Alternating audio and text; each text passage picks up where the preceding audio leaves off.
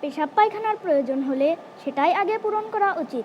এমনকি সালাত বাদ দিয়ে হলেও টয়লেটে প্রবেশের সময় এই দোয়া পড়বে, আল্লাহুম্মা ইন্নী আউযু বিকা মিনাল খুবুসি ওয়াল খাবাইস। অর্থ, হে আল্লাহ, আমি তোমার নিকট দুষ্টু নরজিন ও নারী জিন থেকে আশ্রয় প্রার্থনা করছি।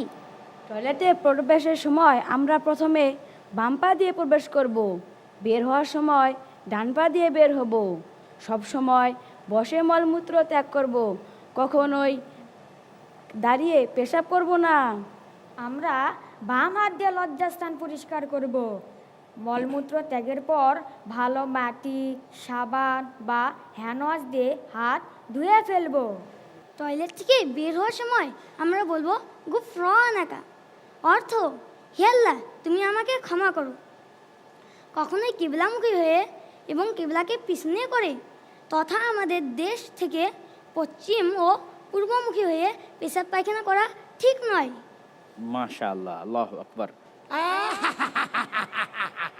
কিরে, মনে হচ্ছে তোরা একেবারে ফেরেশতা হয়ে গেছিস। ছোটবেলায় বিছানায় কত হিহি করলি, পটি করলি, কই তখন তো কিছু হলো না, আর এখন করলি দোষ, তাই না? আসলে কিছুই হবে না, বুঝলি? ওই যখন যেটা আসবে বাস যেখানে খুশি সেখানে ঝেড়ে দিবি, ছেড়ে দিবি।